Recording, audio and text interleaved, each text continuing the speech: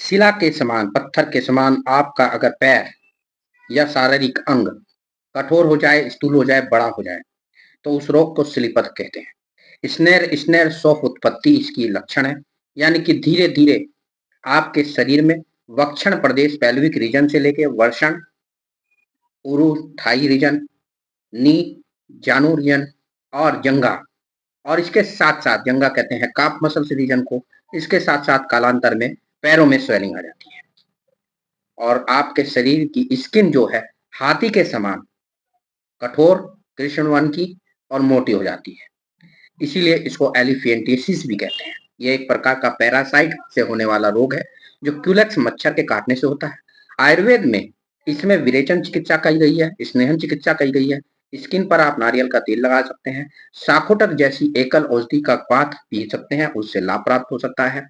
वैचोरिया ब्रोंकफ्टी नाम का एक पैरासाइट जो सलाइवा से लेकर हमारी रक्त कणिकाओं में चला जाता है और हमारे लिम्फेटिक्स सिस्टम को वो ब्लॉक करता है, और लिम्फेटिक सिस्टम जब ब्लॉक हो जाता है, लिम्फ ग्लैंड में स्वेलिंग आने लगती है, लिम्फ का फ्लो ऊपर की तरफ गतिमान नहीं हो पाता और जो डिपेंडेबल पार्ट्स होते हैं, यानी कि जो ग्रेविटी के फेवर में पार्ट होते हैं, जो झुके हुए रहते हैं, उस तरफ वो लिम्फ इकट्ठा होता रहता है और लिम्फेटिक्स की स्वेलिंग के कारण पैर बड़ा होता चला जाता है।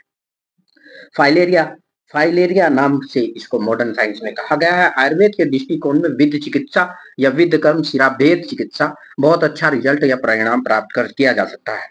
इसके साथ साथ ये देखा जाए तो सहारनपुर में मैं वैद्य साकेत कुमार खुद विधि चिकित्सा करता हूँ और निश्चित रूप से कुछ हद तक इसमें जो है विधि चिकित्सा में सफलतम परिणाम प्राप्त किए जा सकते हैं। इसके साथ साथ अन्य औषधियां भी चलती हैं, जिसमें मैंने बताया है साकोटक एक वृक्ष होता है, उसका काढ़ा निरंतर पीते रहिए। स्किन की रक्षा कीजिए, स्किन पर अल्सरेशन हो जाते हैं, स्किन पर घाव हो जाते हैं, उनकी रक्षा कीजिए।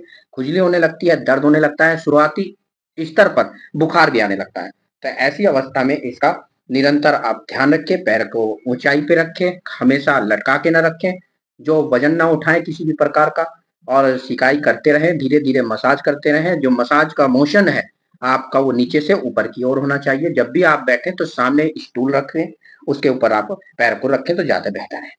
1 साल से पुराने के लिए आयुर्वेद के दृष्टिकोण में स्लीपथ को असाध्य कहा गया है, यानी कि 1 साल से ज्यादा हो जाए तो कृमिघन चिकित्सा जो एंटी पैरासिटिक चिकित्सा है वो असफल हो जाती है।